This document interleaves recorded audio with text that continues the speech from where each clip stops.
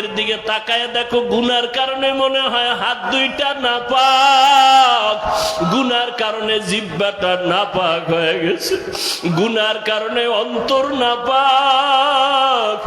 এরপরেও তো কি পরিমাণ কান্না করা উচিত। তোমার চোখে আমার চোখে কোনো কান্না নাই। এই অবস্থায় যদি আজরাইল এসে হাজির হইয়াই যায়, আর যদি রুহটা নিয়ে টান দেয়, নবী বলেন জ্যান্ত বকরির চামড়া খুললে যেমন কষ্ট, গুনাহগারের জান কবাজের কষ্ট আরো কঠিন হবে।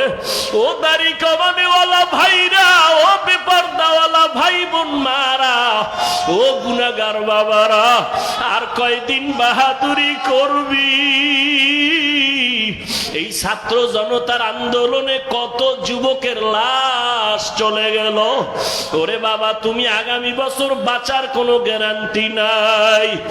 এখনো সময় আছে, যদি তওবা করে আমার আল্লাহকে ডাক দাও, দয়ার মালিক। এই ময়দানে আমার মতো গুনাহগার কেউ নাই। আমার গুনার খবর আমার মা বাবা ভাই বোন স্ত্রী পুত্র কেউ জানে না। যদি আমার অপরাধের খবর আমার স্ত্রী জানতো, আমারে ঘরে ঢুকতে দিত না, আমাকে স্বামী বলে গ্রহণ করত না। আমার অন্যায়ের খবর যদি মা বাবা জানতো, সন্তান বলে পরিচয় দিত না। আমার অপরাধের খবর যদি আমার ভাই জানতো, ভাই বলে পরিচয় দিত না। আমার মাওলা যে কত দয়ার মালিক। আল্লাহ কয়, রে গোলাম, আমি তোরে বড় আদর করে বানাইছি। আমার কোনো ছেলে নাই, মেয়ে নাই, আমি তোরে মোহাব্বত করে বানাইছি। আমি আল্লাহ তোরে কত নিয়ামত দিলাম। আমার দেওয়া নিয়ামতের পানি, আমার দেওয়া বাতাস, আমার দেওয়া সূর্যের আলো, চাঁদের আলো ভোগ করো বান্দা। আমার দেওয়া কত নিয়ামত তোরে দিলাম, এগুলো খাইয়া যদি নাফরমানি করো, গুনাহ তো কম করো নাই। আমি আল্লাহ জানি তুই কোন রাতে কখন কোথায় কি পরিমাণ গুনাহ করেছো, অন্ধকারে কি গুনাহ করেছো আমি জানি। দুনিয়ার কেউ না জানলেও আমি মাওলায় জানি। হাতের দ্বারা কয়টা গুনাহ করছো কেউ না জানলে আমি আল্লাহ জানি। চোখের দ্বারা কয়টা গুনাহ করেছো কেউ না জানলেও আল্লাহ বলে আমি জানি। এরপর আমি রাগ করিয়া পানি বন্ধ করি নাই, বাতাস বন্ধ করি নাই। তোর অন্যায় দেখার পরও আমি তোরে ঘুমের ঘরে পারতাম মেরে ফেলতে, মারি নাই। আমি আল্লাহ তোরে বাঁচাইয়া রাখছি, কারণ আমি আল্লাহ চাই না তুই গুনাহ নিয়ে কবরে যাবি। আমি আল্লাহ চাই তুই তওবা কর, ফিরিয়া আয়। কারণ তওবা না করিয়া গুনাহ অবস্থায় যদি কবরে যাও, আমি মাওলা জানি দুনিয়াতে তুই সূর্যের গরম সইতে পারো না। আমি মাওলা জানি দুনিয়াতে মশার কামড় তুই সইতে পারো না, তুই দুর্বল, একটা বেতের বাড়ি সইতে পারো না। গুনাহ নিয়ে যদি কবরে পড়িয়া যাও, আমার গুনাহগারের শাস্তি কিন্তু মোটেও দেওয়া কম হবে না। গুনাহ নিয়ে যদি তওবার জন্য আমি মাওলা তোর হায়াতটা এখনো বাঁচায় রাখছি, আমি মাওলা তোরে ওয়াজের প্যান্ডেল পর্যন্ত পৌঁছাইয়া দিয়েছি, বয়ান শোনার মতো ব্যবস্থা করে দিয়েছি। এখনো ফিরিয়া আয়, তওবা কর, গুনাহ নিয়ে জাহান্নামী হয়ে কবরে যাস না। যদি গাদ্দারি করিয়া গুনাহ নিয়ে কবরের বিছানায় যাও, ওই কবর কিন্তু বাতি নাই, সাথী নাই, মাটি আর মাটি আর অন্ধকার। ওই কবরে যখন তুই যাবি, ওই কবরে তোর মা বাবা নেতা নেত্রী কেউ যাবে না, আপনজন কেউ যাবে না। ওই কবরে গুনাহ নিয়ে যদি যাও, আরে জবাব, তিনটা প্রশ্নের জবাব যদি দিতে না পারো, সাথে সাথে কবর জাহান্নামের টুকরায় পরিণত হয়ে যাবে। কবরের ভেতরে জাহান্নামের আগুনের গরম এমন জোরে কবরের মাটি চাপ দিবে, পাজরের হাড়গুলো চুরমার হয়ে যাবে। ও যুবক বাবারা, পাও দুইটা ধইরা বলি, চোখের বাড়ি ছেড়ে আল্লাহকে ডাক দাও। ও আসমানের মালিক, জমিনের মালিক, ও দয়ার আল্লাহ, আমরা গুনাহগার হইয়া প্যান্ডেলে ঢুকছি, গুনাহ নিয়ে বাড়ি যাইতে চাই না, গুনাহগার হইয়া কবরে যেতে চাই না রে মালিক। ওই কবরের দুই পার্শ্বের মাটির চাপ সইতে পারবো না রে আল্লাহ। ও পর্দার আড়ালের মা বোনেরা, আপনার মতো কত মা বোন মোবাইলে সময় নষ্ট করে না, নামাজ ছাড়ে না, বেপর্দায় চলে না, স্বামীর মাল হেফাজত করে। ও মা বোনের, আপনারা কেন পারবেন না? এখনো সময় আছে, তওবা করে দুই ফোঁটা চোখের পানি ছাড়িয়ে আল্লাহকে ডাকেন। সন্তান যদি চোখের পানি ছাড়িয়া মা বাবাকে ডাক দেয় আর মাপ চায়, মা বাবার দয়া না হইয়া পারে না। ছাত্র যদি কান্না করে ওস্তাদের কাছে ক্ষমা চায়, ওস্তাদ মায়া না করিয়া পারে না। ও আল্লাহর বান্দারা, ওই মা বাবার থেকে, শিক্ষকের থেকে আমার মাওলার মায়া কি কম? ওরে দুই ফোঁটা চোখের পানি যদি ছাড়িয়া দিয়া ডাক দাও, আল্লাহ দয়া করে মাফ করে দাও। বুঝি নাই শয়তানের ধোকায় পড়ে দাড়ি কাটছি, আর কাটবো না। শয়তানের ধোকায় পড়ে বেপরদায় চলছি, আর চলবো না। শয়তানের ধোকায় পড়ে জবান দিয়া গালি দিছি, আর দিব না।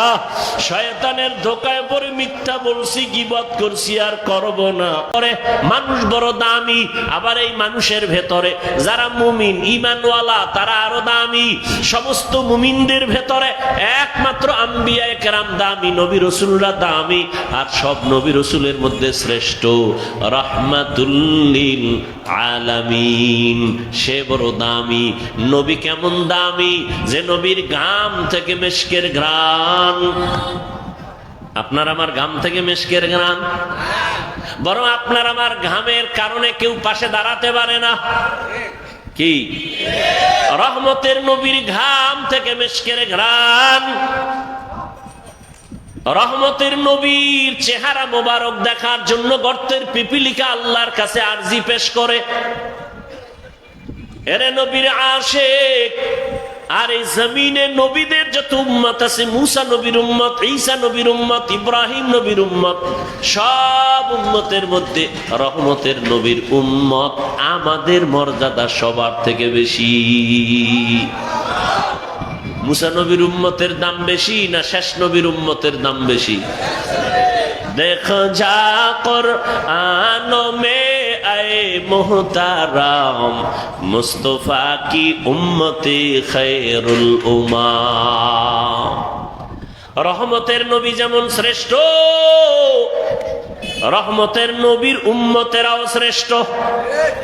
রহমতের নবীকে আল্লাহ কোরআন দান করেছেন। কোরআন এটাও সারা দুনিয়ার মধ্যেই আদম নবী থেকে আজ পর্যন্ত নয়, কিয়ামত পর্যন্ত যত কিতাব আসছে আসবে মানুষ বানাবে, সব থেকে শ্রেষ্ঠ কিতাব হলো কোরআন। ই কালামে জিন্দা কোরআনে হাকিম, হিকমতে উলায়া জালাসুতু কাদিম। আপনাদের খারাপ লাগতেছে? দেখছেননি আমি যে বারবার বারবার ওয়াজে বলে, ভাই মনিটরের সাউন্ড বাড়াও। আমি যে বারবার বলি, বান্দা চাইলে কিছুই হয় না, আল্লাহ চাইলে সব হয়। কি বান্দা চাইলে, আল্লাহ চাইলে। আহলে সুন্নাত ওয়াল জামাত তারা চাইছিলেন মাগরিবের আগে বয়ান শেষ হয়ে যাবে, ঠিক নি? আমাকে টেলিফোন করা হলো, আমি বললাম প্রোগ্রাম আছে, আসরের নামাজ পড়ে বয়ান করব। বান্দা চাইছে মাগরিবের আগে শেষ, আর এক দল আল্লাহর বান্দারা চাইছে এখানে যেন কোনো ওয়াজ নাই হয়। এরা বৃষ্টি পাইয়া খুশি না বেজার? খুব খুশি। এই 15 বছরে যেই পরিমাণ খুশি হয় নাই, আজকে বৃষ্টিতে তারা আরো খুশি। আল্লাহ কাজা তো গো একটু খুশি করলাম। কিন্তু যারা মাগরিব পর্যন্ত যাইছিল, এগো মনটা খুশি না বেজার হয়ে গেছে? চোখে পানি। চাইছিলাম মাগরিব পর্যন্ত হবে, তাও তো হচ্ছে না বৃষ্টি। আল্লাহকে তোগো খুশি করবো, একটু ধৈর্য ধর, একটু ধৈর্য ধর। মাগরিব না, আমি আল্লাহ ভরপুর বয়ান শোনার ব্যবস্থা করে দিব। বান্দা চাইলে কিছু হয় না, আল্লাহ চাইলে। কাদের কুদরত দারি বর কামাল, আন্তা রব্বি আন্তা হাসবি যুল জালাল, তুহি কাদের জলিলুল্লাহ জাহাদার, বহর হালে তুহি মেরা নিগাহদার। এরে আল্লাহর গোলাম, আল্লাহ পাকে মাহফিল নাজাত ও হেদায়াতের জন্য কবুল করেন, আরো আস্তে করে বলেন। আহলে সুন্নাত ওয়াল জামাত মাধবদী থানা শাখার এই প্রোগ্রাম সারা ওয়ার্ল্ডের মানুষ এটাকে জানে এবং চিনে শুনে, ঠিক নেই? এটা কোনো ব্যক্তির কিছু, খবরদার এই ধারণা করবেন না। আচ্ছা, এই সংগঠন যারা করে বা এর দায়িত্বে যারা আছে, এরা এখান থেকে কি টাকা নিয়ে বাড়িঘর করে? এই ধারণা করা, ওই একটু আগে আয়াত পড়ছি, ধারণা কবিরা গুনাহ। قال النبي صلى الله عليه وآله وسلم إياكم والظن فإن الظن أكذب الحديث। খবরদার, তোমরা খারাপ ধারণা করিও না, এটা সব গুনাহের মূল হলো খারাপ ধারণা। আর এই খারাপ ধারণার থেকেই হয় গীবত, শিকায়াত। খবরদার, গীবত করা মারাত্মক অপরাধ। আল্লাহ পাকে গীবত থেকে আমাদেরকে হেফাজত করেন। এরে নবীর উম্মতের দল, উম্মত এখন দিশেহারা, পথহারা, মতহারা। এখন এই উম্মত কোথায় যাবে? একমাত্র ঠিকানা উলামায়ে আহলে হকের পরামর্শ নিয়ে জীবনকে পরিচালনা করবে। এরে নবীরা আশেক, আজ সারা দুনিয়ার ভেতরে আল্লাহর কোরআন নবীর আদর্শ নিয়ে যারা চলে তাদের সম্মান এত বিপদ, এত বিপদ, এরপর আলেমের সম্মান কমে নাই। আচ্ছা, সম্মান যে আল্লাহ দিছেন আখিরি নবীর উম্মত, এদের মধ্যে যারা কোরআনওয়ালা, ইলমওয়ালা, আমলওয়ালা, এদের সম্মান সবার উপরে। আর এই সম্মানটা কি কোন একটা অবস্থার সাথে সম্পর্ক? হ্যাঁ, যে আলেমের সম্মান থাকবে কতক্ষণ? কয় আলেম মাদ্রাসায় পড়াইবে যতক্ষণ, এরকম নাকি? হ্যাঁ, এর ভেতরে নবীর সুন্নাত যতক্ষণ থাকবে সম্মান ততক্ষণ থাকবে। চাইছে মসজিদ ইমামতি করুক আর না করুক, চাকরি করুক আর না করুক, মাদ্রাসায় থাকার না থাক, কোরআন আছে, সুন্নাত আছে, সম্মান আছে। রিজিকের মালিক কি চাকরি? রিজিকের মালিক কে? আল্লাহ গর্তের পিপিলিকারে খানা দেন না? জঙ্গলের প্রাণীদের খানা দেন না? তো আল্লাহর কাছে কি ওরা দামি না আমরা দামি? হাজারো লাখো প্রাণীকে যদি আল্লাহ খানা দেন, পিপিলিকাকে আল্লাহ রিজিক দিতে পারেন, আমাদের দিবেন না? তাহলে পাগল কেন হয়েছ? এত খানার জন্য পাগল কেন?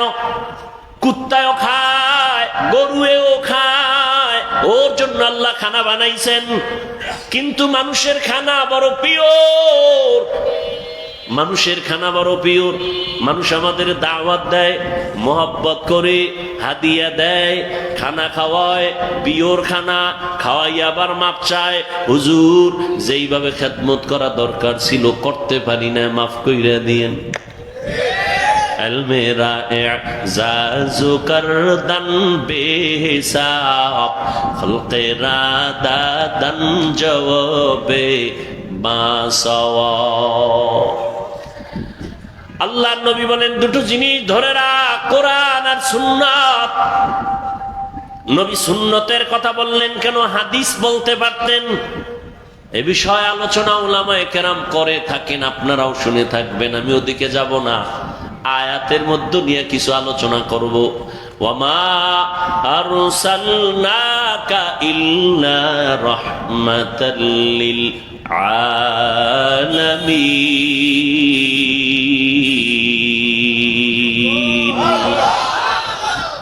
আল্লাহ তাআলা বলেন, হে রহমতের নবী, আমি আপনাকে দুনিয়ায় পাঠাই নাই, পাঠিয়েছি জগৎ সমূহের রহমত হিসেবে। ভালো করে বুঝেন, নবীকে রহমত করে পাঠাইলাম বললেই তো হইতো। আল্লাহ আগে নেতিবাচক শব্দ কেন ব্যবহার করলেন? ও নবী, আমি আপনাকে পাঠাই নাই। আবার বললেন, পাঠিয়েছি জগৎ সমূহের রহমত হিসেবে। পাঠাই নাই এই শব্দ বলে আবার কেন বললেন পাঠিয়েছি? বলে দুনিয়ার মানুষের জেহেনটাকে স্পষ্ট করে বলে দিলেন, ও মানুষ, ভালো করে মনের ভেতরে ঢুকাও, স্থায়ীভাবে ভালো করে বুঝাও, আমার নবী একমাত্র নবী, রহমতের নবী। এই নবীকে আমি আল্লাহ ভিন্ন কোনো কারণে পাঠাই নাই, একমাত্র রহমত হিসাবে পাঠিয়েছি। জগৎ সমূহের জন্য নবী রহমত। অনেকে তরজমা করে থাকেন উভয় জগতের জন্য নবী রহমত। উভয় জগৎ মানে দুনিয়ার জগৎ, পরকাল জগৎ। আর আমি তরজমা করলাম জগৎ সমূহ, কারণ দুই জগৎ না, রুহের একটা জগৎ আলাদা, মায়ের গর্ভের একটা জগৎ আলাদা, দুনিয়া নামক জগৎ আলাদা, কবর জগৎ আলাদা, হাসরের মাঠের একটা জগৎ আলাদা, জান্নাত ও জাহান্নামের একটা জগৎ আলাদা। আমার নবী উভয় না, সমস্ত জগতের জন্য রহমত। আল্লাহ হলেন রব্বুল আলামিন, আর আমার নবী হলেন রহমাতুল লিল আলামিন। আল্লাহ হলেন জগৎ সমূহের রব, আর আমার নবী হলেন জগৎ সমূহের রহমত। রুহের জগতের জন্য নবী আমার রহমত। রহমতের নবী রহমত নিয়ে আসছেন মক্কা নগরীতে। এমন এক সময় মক্কাতে নবী আসলেন, যেই সময় মক্কার মানুষ ছিল সারা দুনিয়ার মধ্যে চরম খারাপ, চরিত্রহীন। মক্কার মানুষের মতো খারাপ এই জমিনের কোথাও এরকম খারাপ মানুষ ছিল না। মক্কার মানুষ এত খারাপ, চরিত্রের কোনো ভালাই নাই। সবাই জানে জাহিলিয়াতের পর্দায় তারা আটকানো, বাইতুল্লাহর পার্শ্বে নারী পুরুষ উলঙ্গ হয়ে যায়, তাওয়াফ করে, নারীদের পছন্দ করে না, কন্যাদের গলা টিপে হত্যা করে আপন বাবা। কন্যা হলে লজ্জা পায়, কন্যাদের পছন্দ করে না বাবা, সমাজে মাথা উঁচু করে না, লজ্জা। বর্তমানেও কিছু কুলাঙ্গার জমিনে আছে, ছেলে হলে খুশি হয়, কন্যা হলে কষ্ট পায়। আছে না নেই? রহমতের নবী আসিয়া বললেন, না, কন্যাদের সম্মান অনেক উপরে। আমি এত বড় দামি এক ব্যক্তি, রহমতের নবী, আমার একটা ছেলে নাই, আমি 4 কন্যার বাবা। আমিও নবী, 4 কন্যার বাবা। নবী দুনিয়াতে এসে প্রত্যেকটা সেক্টরে শান্তির বাড়ি ধারা কায়েম করলেন। মক্কার মানুষগুলো এতটা খারাপ ছিল, ওই জায়গায় নবীকে পাঠাইলেন আমার আল্লাহ। চারদিকে দুশমন। আবার নবী আসার আগে আব্বাকে নিয়ে গেলেন, শিশুবেলা মাও চলে গেল। আমাদের দেশের বড় হুজুর, মাধবদী এলাকায় কোনো খারাপ এলাকা থাকলে, জেনা হয় যেখানে, পতিতালয়, ওখানে যদি এলাকার মানুষ এইসা উজানির হজরতের বলে, হুজুর আপনি মাধবদী থাকেন, আপনি একজন আল্লাহর খাঁটি ওলির আওলাদ, আপনার কাছে আমাদের আবদার, এই বিষয়টা কি করা যায়? হুজুর পরামর্শ করার পরে বলবে, এই এলাকার কিছু মানুষ আগে ওখানে দেখো গিয়া কি হালাত। হুজুর যদি বলে, না তুমগো যাওয়া লাগবে না, আমি যাব, সবাই বলবে, না হুজুর আপনি এত বড় হুজুর, ওখানেই পরিবেশ নাই যে আপনি যাবেন, দেখার জন্য যেতে পারবেন না, আপনি এত বড় হুজুর ওখানে যাবেন কিভাবে? হুজুর তো যাবে ভালো নিয়তে, এরপরও সবাই বাধা দিবে, ওখানে যাইয়েন না। আমরা আগে গিয়ে দেখি পরিবেশটা একটু লাইন মতো হলে আপনাকে নিব, ঠিক না? এর থেকেও খারাপ মক্কার মানুষের হালাত, চারদিকে দুশমন। আর সেই জায়গায় সৃষ্টির শ্রেষ্ঠ আদর্শের নবীকে আল্লাহ কেন পাঠাইলেন? আর মানুষগুলো এত খারাপ বা কেন হইল? আপনাদের মাধবদীর কেন্দ্রীয় মসজিদের পাশে যার বাসা, ওই মানুষটা যেই পরিমাণ উল্টা পাল্টা করবে অন্যদের তুলনায় কম। কথা ঠিক না? মসজিদের দূরের মানুষটা যেই পরিমাণ খারাপ হবে, মসজিদ মাদ্রাসার পাশের মানুষটা একটু কম খারাপ হবে, কারণ পাশে মসজিদ। ঠিক না? আতরের দোকানের তো একটা ভাব আছে না, ওখানে থাকলে তো একটু ঘ্রাণও আসবে। তাহলে মক্কার মানুষের মতো খারাপ আর কোথাও নাই, অথচ মক্কার মানুষ এত খারাপ হবে কেন? যেখানে আল্লাহর ঘর আছে, যেখানে আল্লাহর এত দামি একটা ঘর, যেই ঘরটার দিয়ে তাকাইলেই সওয়াব, কিছু বলা লাগবে না, শুধু তাকাইবেন সওয়াব। সুবহানাল্লাহ। না এত দামি একটা ঘর। ইন্না আউওয়ালা বাইতিন উযিআ লিন-নাসি লাল্লাযী বিবাক্কাতা মুবারাকাও ওয়া হুদা, মুবারাকাও ওয়া হুদাল লিল আলামিন।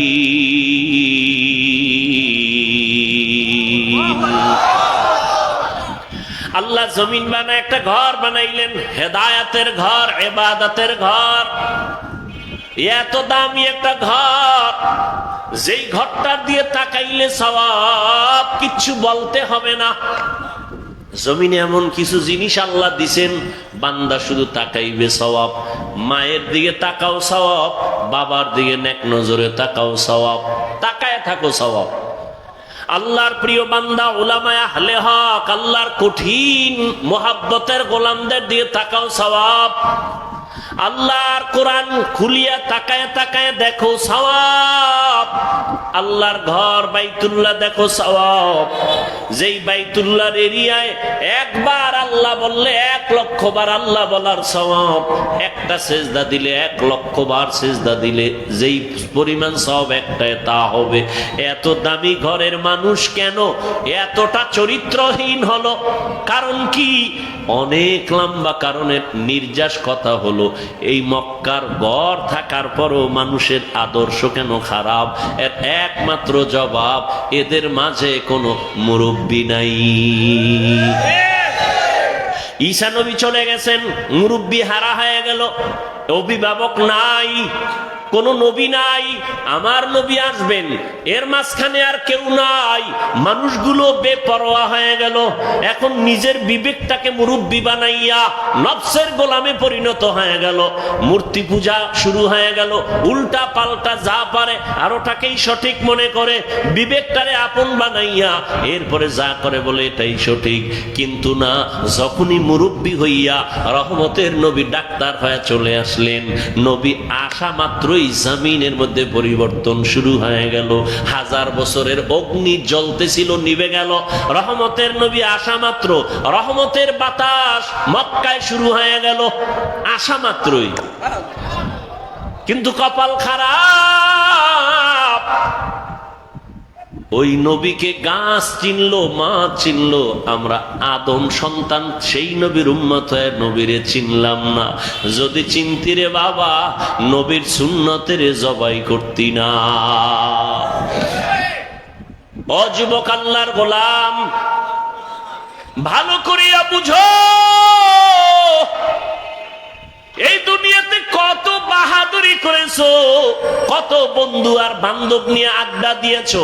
আমি সব জায়গায় এই ইদানিং বয়ানে বয়ানে ওয়াদা করা একটা দাবি করি যুবকদের কাছে, মুরব্বীদের কাছে না। ও যুবকেরা, কোন জায়গায় বসে আছো জানো না? রহমতের নবী কি বলছে জানোনি? নবী বলেন, বুড়ারা, আমি এতিম, আমার আব্বা নাই, আম্মা নাই, সবাই আমার দুশ্মন, সেই বিপদকালে বুড়ারা আমার বিরোধিতা করেছে, যুবকেরা আমি মুহাম্মদের উপকার করেছে।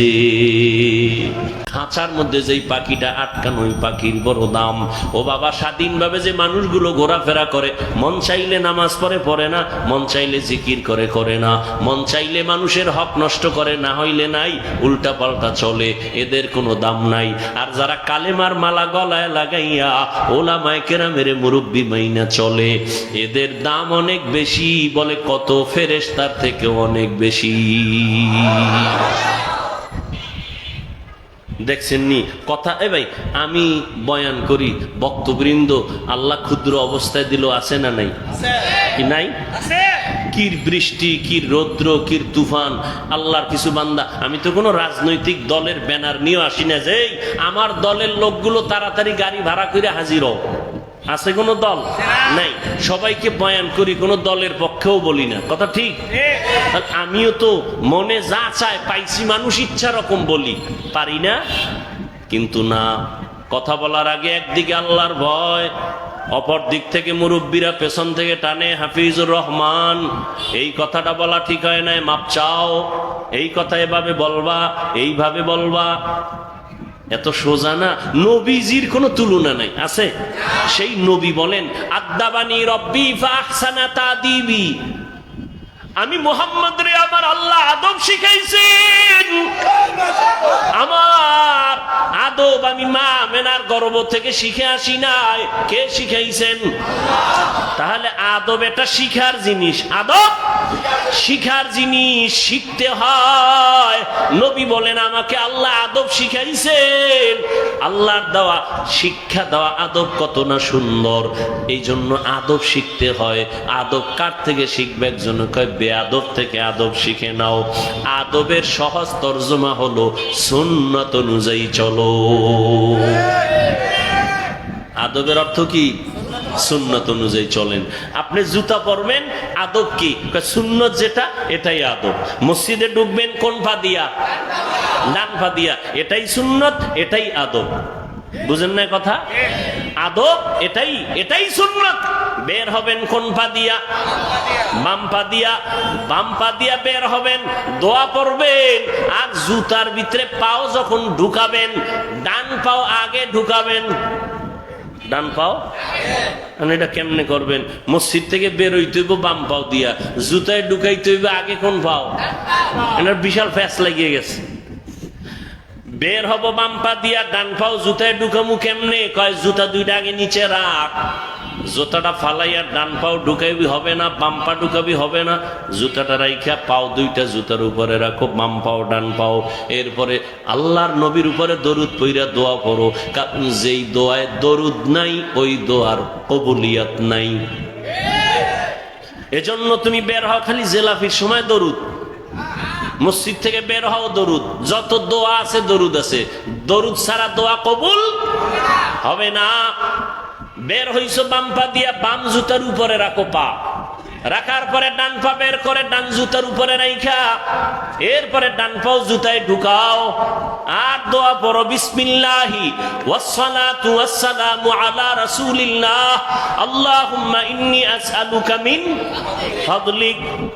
এখানে শেষ না, এইবার ডান পাও ঢুকছে নি, কথা হয় না। এরপরে কোন পাও ঢুকবে? এবার দোনো পাও ঢুকছে নি, দৌড় দিস না, দাঁড়া। আদব হইল, সুন্নত হলো ডান পাও দিয়া কদম শুরু করবি। বাম পা না ডান পা? এই সুন্নত না মানলে সুন্নি। হ্যাঁ, সুন্নতের খবর নেই সুন্নি। जिंदगी में बंदगी तू करना है, जिंदगी में बंदगी तू करना है, जिंदगी में बंदगी शर्मिंदा है, जिंदगी में बंदगी शर्मिंदा है।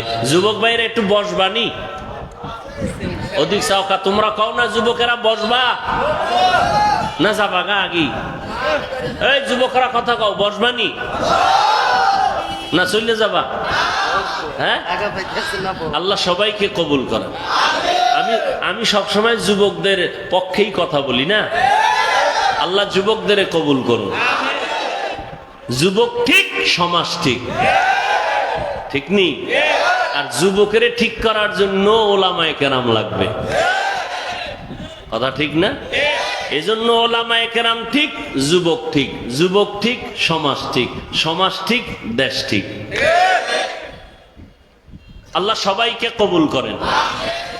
दुनिया में हो दुनिया का तलबगार ना हो। এই যুবক ভাল লাগেনি? কিন্তু একতারা হইলে মজা হইতো না? তোরা তো আবার একতারা ছাড়া ভাল লাগে না। এক যুবক মোবাইলে হিন্দি গান শুনে, বাংলা শুনে না, না পাকিস্তানের রাজাকার, এজন্য হিন্দি শুনে। শুনে তো শুনে আবার লাফায়। কেউ যুবক লাফাও কেন? কয় নাচি। কেন? কয় গান শুই না। কয় অর্থ জানুনি, আব্বাও জানে না, আমিও জানি না। তো লাফাও কেন? কয় মজা লাগে। কি লাগে? এখন সেই মজার গানও নাই। এখন যে আমরা গজল বলি, এও গানের সেই আগের সুর হয়ে গেছে। মানুষের গজল গাইতাম আগে, ছোটবেলা শুনতাম কলিজার টুকরা আইনুদ্দিন আল আজাদ, এরকম বহু শিল্পীদের আল্লাহর বান্দারা গজল গাইতেন, নাত হামদে বারি তাআলা পড়তেন, কলিজা ঠান্ডা হতো। কবরের আযাবের গজল শুনতাম, চোখের পানি পড়তো। আর এখন একতারা না বাজাইলেও গান এমন ধাক্কা লাগে, মনে হয় যেন একতারার সাথে মিলে যায়। আল্লাহ হেদায়েত দান করুন। অলিপুরি সাহেবের একটা বয়ান সেদিন শুনলাম, তিনি বলছেন ইসলামী সঙ্গীত বলা জায়েজ নাই। সঙ্গীত শব্দ ইসলামের বেলায় ব্যবহার নিষেধ। ভাইয়েরা আমার, দোয়া করি অলিপুরি সাহেবের জন্য, আরো যারা এই ময়দানে খেদমত করছেন, যাদেরকে বাতিলরা নাম শুনলে ভয় পাইতো, আল্লাহ পাক যাদের নিয়ে গেছেন তাদের জান্নাতে মাকাম বাড়ায় দেন। যারা এখনো আছেন, আল্লাহ তাদের হায়াতে বরকত দান করেন, সুস্থতার নিয়ামত আল্লাহ বাড়ায় দেন। এই আমরা হুজুরেরা কিন্তু এক। তোমরা মাদক দিবইয়ে কিলাকিলি করো কেন? তুমি যদিও দেখো টুপি আলাদা, কিন্তু অন্তর এক। অন্তর কি এক? খবরদার, তুমি শরবতের মধ্যে যত রং দেখো, কোন শরবত লাল, কোন শরবত হলুদ, কোনটা একটু সবুজ, আছে না নাই? সবগুলোই কিন্তু শরবত। আমরা আলেমরা যেই লাইনে হই না কেন, এক জায়গায় দেখা হইলে বুকে বুক লাগাই, দাওয়াত দিয়ে আসেন, এক জায়গায় এক প্লেটে খাই, তখন কিন্তু মায়ার এক টার্গেট হয়ে যায়। আমরা যে লাইনের হই, আমরা সবাই নবীর ওয়ারিস, আমরা উলামা। তুমি মাদক দিব কিলাকিলি কইরা তোমার ক্ষতি করে লাভ কি রে বাবা?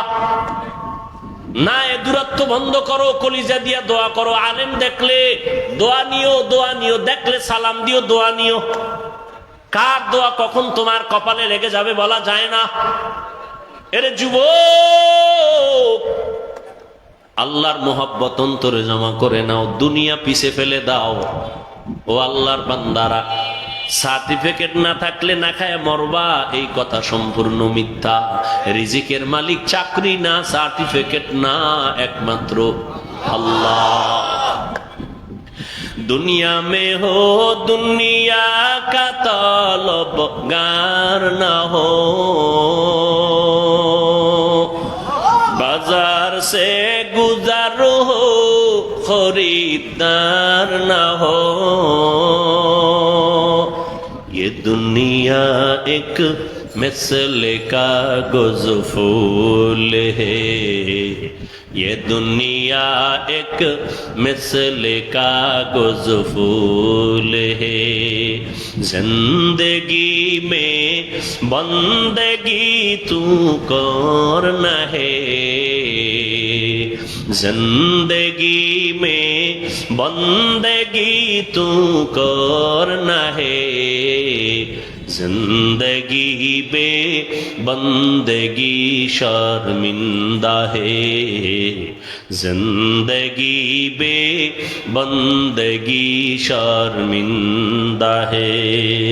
ও যুবক আল্লাহর গোলাম, অনুনয় বিনয়ের সাথে বলছি বাবা, তোমাকে আমি বারবার আলেমের দিকে ফোকাস করতেছি, তার মানে তুমি আমার মতো হুজুর হইয়া যাও এটা বলি নাই। আমার মতো তসবি লাগাও, পাগড়ি মাথায় লাগাও বলি নাই। ভয় পাইও না রে যুবক, কোনো ভয় নাই।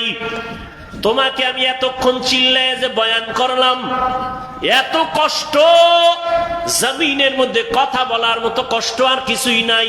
আবার সেটা যদি হয় দীর্ঘ টাইম, আবার যদি হয় চোখ বন্ধ করে মুখস্থ, আবার সেটা যদি হয় হরেক ধরনের মানুষের সামনে, কত ঝামেলা। এর মধ্যে যদি আবার টাইম মতো ঘুম না হয়, খানা না হয়, কত না মাথা পেরেশান। দিন নাই রাত নাই ওলামায়ে কেরাম তোমাদের পেছনে এত কষ্ট করে, তোমরা বিনিময়ে দাও গালি, তোমরা বিনিময়ে বিরোধিতা করো, কিন্তু কোন আলেম তোমাদের বিরুদ্ধে বলে না, তোমাদেরকে গালি দেয় না, কখনো বদদোয়া করে না, কলিজা দিয়া দোয়া করে, ও আল্লাহ আমার দেশ শান্তির দেশ বানাও, যুবকদের দিনদার বানাও, লেখাপড়া যারা করে কামিয়াবি দান করো, পরীক্ষার্থীরে কামিয়াবি দান করো, ব্যবসা যারা করে বরকত দান করো, কবরওয়ালাদের জান্নাত দান করো, অসুস্থ যারা সুস্থ বানাও। ও আল্লাহর বান্দারা, এই জন্য আমি কসম করে বলি, কথাটা লিখে রাখ, এবং পারলে 200, 300, 400, 500 টাকা দিয়া পেস্টুন বানাইয়া মাধবদীর রাস্তার মোড়ে মোড়ে টানায় দিবি। আমার একটা জীবনের বড় দাবি তোমাদের কাছে, ও যুবক, এই শব্দটা লেখা স্লোগান লিখে টানায় দিবা।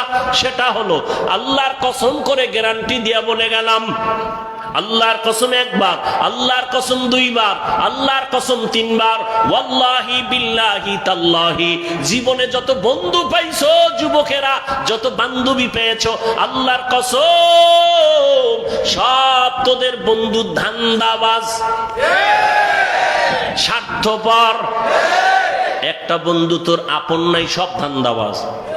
তুই নেতার পেছনে দৌড়াও, নেত্রীর পেছনে দৌড়াও, এরা যে কত ধান্দাবাজ, উল্টা পাল্টা স্বার্থে আঘাত লাগলে শুধু দল থেকেই নাম কাটবে না, কল্লা কেটে দিবে, ঠিক?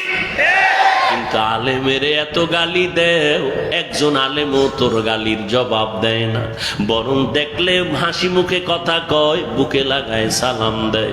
সবাই চায় বান্দা তুই দিনের পথে চলবি, ভালো ডাক্তার হওয়া, তোর হুজুর হওয়া লাগবে না, হুজুর বাইরে গেছে, হুজুর হওয়ার দরকার নাই, তুমি স্কুলে পড়ো, কলেজে পড়ো, চাকরি করো, ও আল্লাহর বান্দা তুমি ওই লাইনে থাইকে একজন ভালো ডাক্তার হও, ইঞ্জিনিয়ার হও, একজন প্রফেসর হও, কোনো বাধা নাই রে বাবা।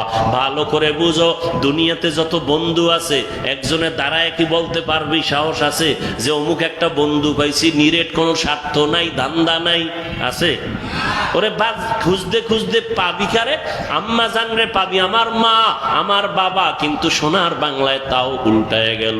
কত মা বাবা স্বার্থের টানে মাধবদী থানায় মামলা করে না, করে না? কত মা বাবা স্বার্থের টানে সন্তানের জবাই করে। এজন্য ফাইনাল কথা, স্থায়ী কথা, 3 বার কসম করে বলে গেলাম, তোদের জীবনের A to Z, তোদের কলিজার আপন বন্ধু, নিঃস্বার্থ বন্ধু, একমাত্র শুধুমাত্র কেবলমাত্র উলামায়ে আহলে হক।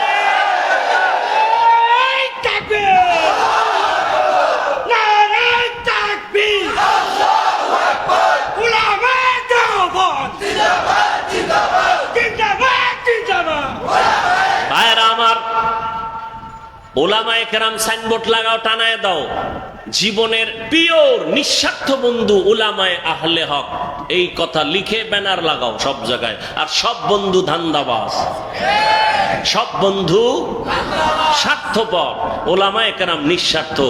এই বয়ান সারা রাত করলে শেষ হবে না।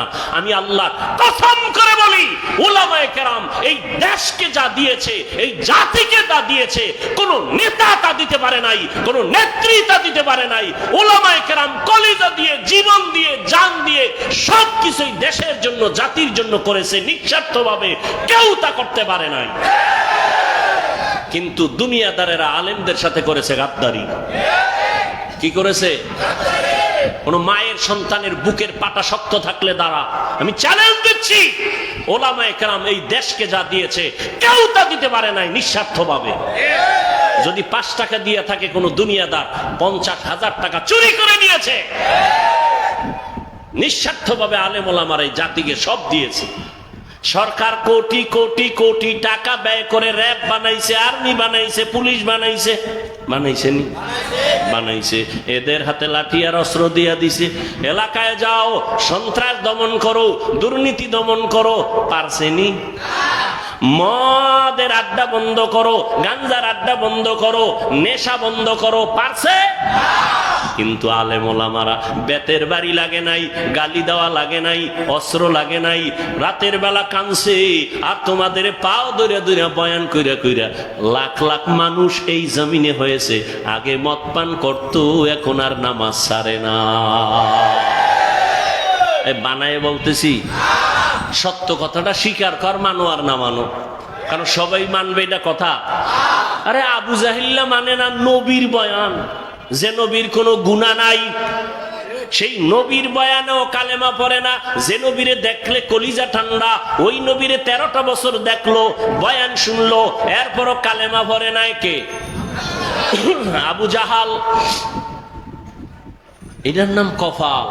সবার কপালে হেদায়েত আসবে না। আর একজন আল্লাহর বান্দা 27 বছর বয়স। কত? বুড়া না যুবক? হ্যাঁ, যুবকেরা ভালো করে শোন। 27 বছরের যুবক তরবারি নিয়ে যায় নবীজির কল্লা কাটার জন্য। তরবারি নিয়া কল্লা কাটতে গিয়া ইসলামের বড় সৈনিক হয়ে দাঁড়ায় গেল। তরবারি নিয়া ডাক দিয়া কয়, মুহাম্মদের বিরুদ্ধে যদি কথা বলতে চাও, মুহাম্মদের আর লাগবে না, আমি ওমরের তরবারিটাই যথেষ্ট। বুড়া না যুবক? ও যুবক, ভালো করে শুনো। পায়ে ধরে ধরে ধরে ধরে কথা বলতে যে কি কষ্ট। 5 মিনিট বক্তব্য দিলে আবার একটু চা খায়, পানি খায়। দেখি তো আমরা ওলামায়ে কেরামের কোনো চিন্তা নাই, দিন নাই রাত নাই, পায়ে ধরে ধরে বয়ান করি। একবার ওই যে এতক্ষণ কষ্ট করে চিল্লায় বয়ান করলাম, ও আল্লাহর বান্দারা, একবারও কিন্তু বলি নাই কওমি মাদ্রাসায় না গেলে জাহান্নামে যাইবা, তাবলীগ না করলে জাহান্নামে যাইবা, পাঁচকল্লি মাথায় না দিলে জাহান্নামে যাইবা, চরমনাই না গেলে জাহান্নামে যাইবা, উজানি না গেলে জাহান্নামে যাইবা। একবারও বলি নাই স্কুল ছেড়ে দাও, মাদ্রাসায় আসো, তাও বলি নাই। ও বাবারা, কি বলতে চাই, জীবনে যতদিন বাঁচবা গোলামি করবা, আল্লাহর আদর্শ মানবা, মদিনা। তুমি ডাক্তার হও, ইসলাম বাধা দেয় না, ডাক্তার হও, ইঞ্জিনিয়ার হও, প্রফেসর হও, তবে দাবি আমার বেয়াদব হইও না। তোমার ব্যবহারে যেন কখনো কোনো আলেম কষ্ট না পায়, তোমার ব্যবহারে যেন মা বাবা কষ্ট না পায়, তোমার আচরণে যেন কোনো মুরব্বী কষ্ট না পায়।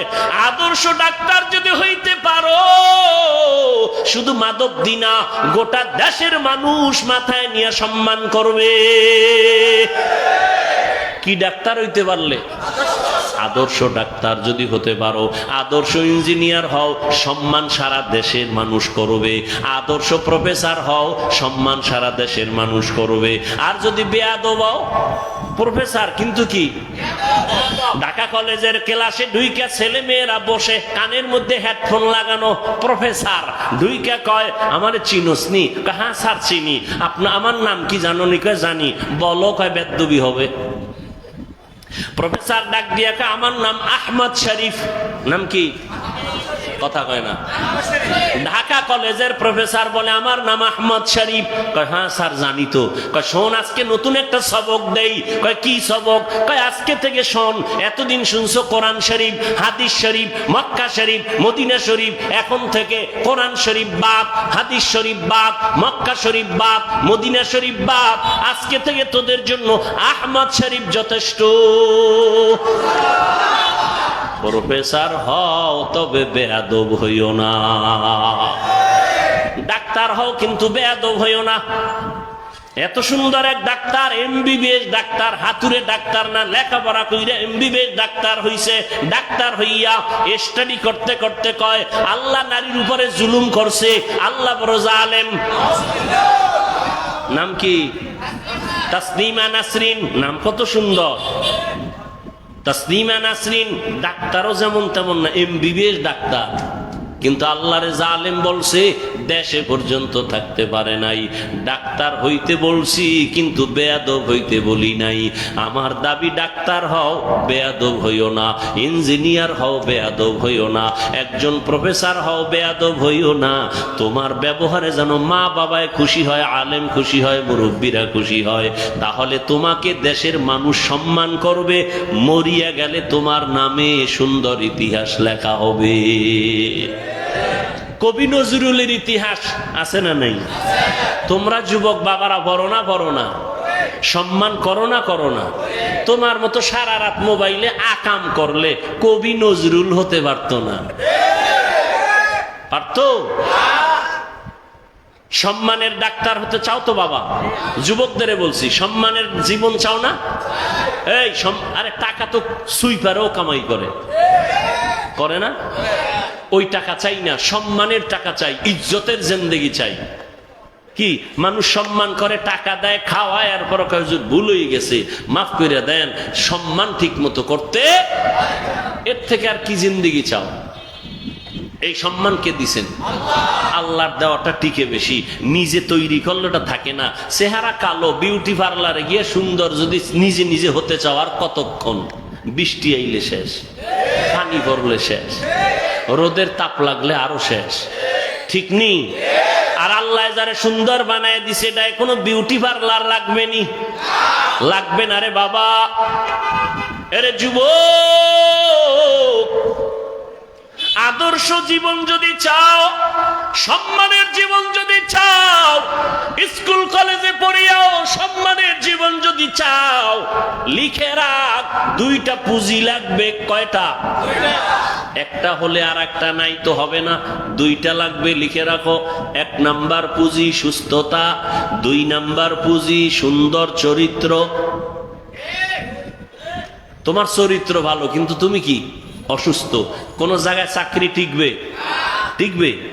আচ্ছা তুমি সুস্থ কিন্তু চরিত্র খারাপ, টিকবে কোথাও? চাকরি কেউ নিবে না।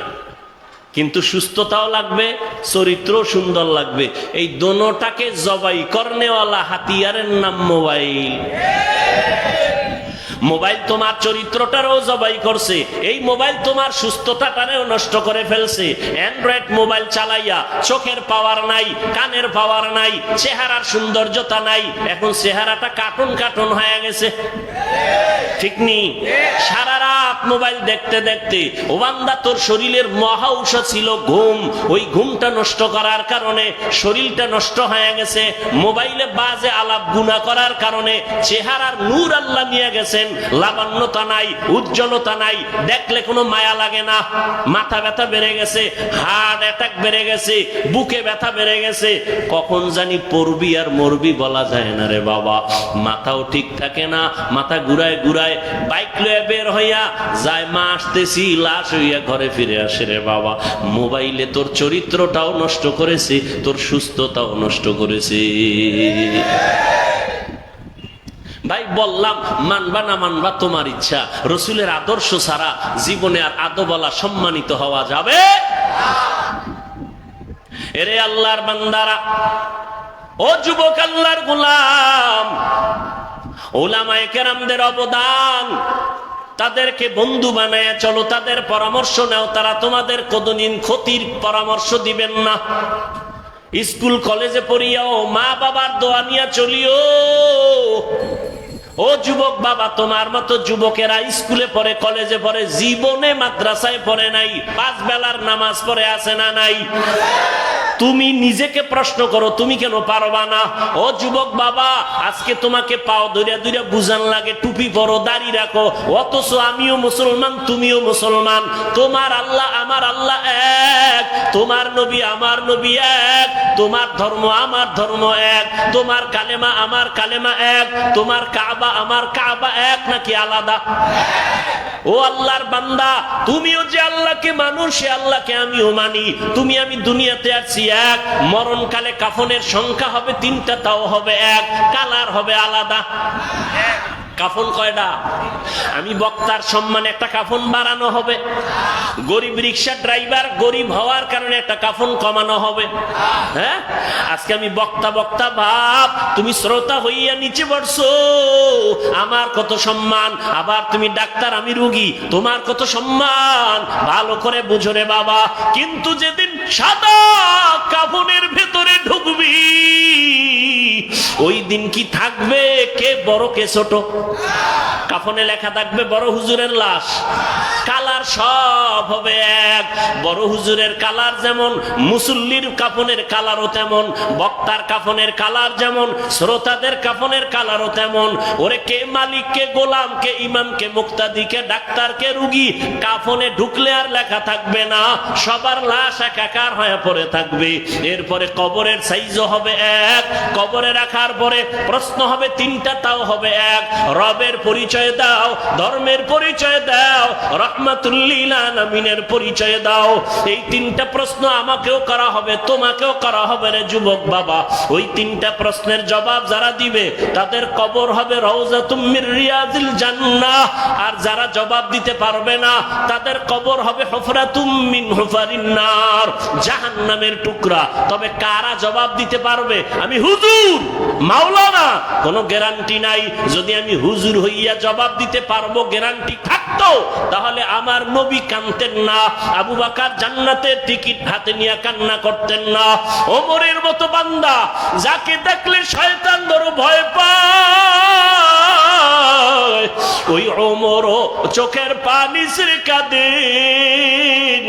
ও ওমর, আপনি কাঁদেন কেন? ওমর বলে, আমি আল্লাহর আযাবের বড় ভয় পাই। হাসরের কঠিন সময়, সূর্যের গরম, জমিনটা হবে তামা, জাহান্নামের আগুনের গরম। ওদিকে আমার আল্লাহ পাক রাগান্বিত আওয়াজ দিবেন, লিমানিল মুলকুল ইয়াউম লিল্লাহিল ওয়াহিদিল কাহ্হার।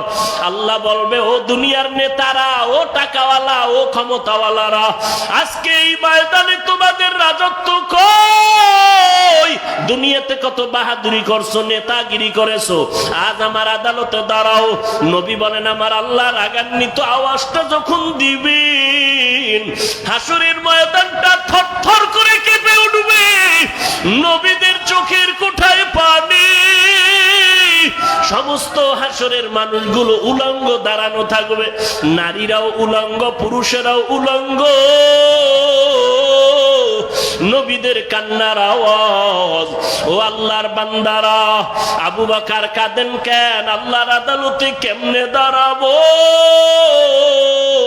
জান্নাতের টিকিট পাইয়াও যদি তারা কান্না করেন, তাদের এত সুন্দর আমল, তাদের এত সুন্দর ইখলাস, তাদের এত সুন্দর তাকওয়া, তাদের এত সুন্দর তাহাজ্জুদ, তাদের এত সুন্দর তেলাওয়াত, তাদের এত সুন্দর আল্লাহর হক আদায়, তাদের বান্দার হক এত সুন্দরভাবে আদায় করে, এরপরও জান্নাতের সুসংবাদ পাইয়াও যদি তারা কান্না করেন, ও মাদবদীর মুসলমান ও যুবক, ও পর্দার আড়ালের মা বোনেরা, ও বৃদ্ধ বাবাজিরা, তোমার আমার তো নামাজ নাই, তোমার আমার রোজা নাই, তোমার আমার জিকির নাই, তেলাওয়াত নাই, পর্দা নাই, হালাল হারামের ভেদাভেদ নাই। টুকটাক যে আমল করি, এটাও তো আসলে আল্লাহর জন্য করতে পারি না। নামাজ পড়ি মানুষকে দেখাবার জন্য, বয়ান করি মানুষকে দেখাবার জন্য, তেলাওয়াত করি দেখাবার জন্য। সাহাবায়ে কেরাম জান্নাতের টিকিট পাইয়া ইখলাসের আমল নিয়েও যদি কান্না করতে পারেন, হাতের দ্বারা কারো বিরুদ্ধে লেখবো না, গুনাহ করব না, মাফ করিয়া দাও। মাওলা চোখের পানি দেখলে কুদরতি অন্তরে মায়ার জোশ এসে যাবে। ওরে চোখে যদি পানি না আসে, মনে করিও আমার মাওলা গুনার কারণে বেজার, গুনার কারণে দিলটা পাথর। ওরে ডানে বামে তাকাইয়া দেখো কার চোখে পানি। কান্নাওয়ালার দিকে তাকায় একটু হাত বাড়াইয়া দোয়া চাও। ও কান্নাওয়ালা ভাই, একটু দোয়া করেন। আমাদের কপাল খারাপ, চোখে পানি নাই, গুনার কারণে আল্লাহ বেজার হয়ে গেল। ও আল্লাহর বান্দারা, খাঁটি মনে তওবা করো, আর নামাজ ছাড়বা না, দাড়ি কাটবা না, বেপরদায় চলবা না, মা বাবাকে কষ্ট দিবা না, ওলামায়ে কেরামের বিরুদ্ধে যাবা না, নবীর তরিকা মানিয়া চলবা। আল্লাহর কাছে কাঁদো আর বলো, আল্লাহ তওবাওয়ালা জিন্দেগি দান করেন। আয় আল্লাহ, গুনাহের প্রতি ঘৃণা জমায়া দেন। ও আল্লাহ, কুদরতের নজর দিয়ে একটু মাঠের দিকে তাকাইয়া দেখেন, আপনার গোলামেরা কি চায় আমি জানি না, আপনি ভালো জানেন।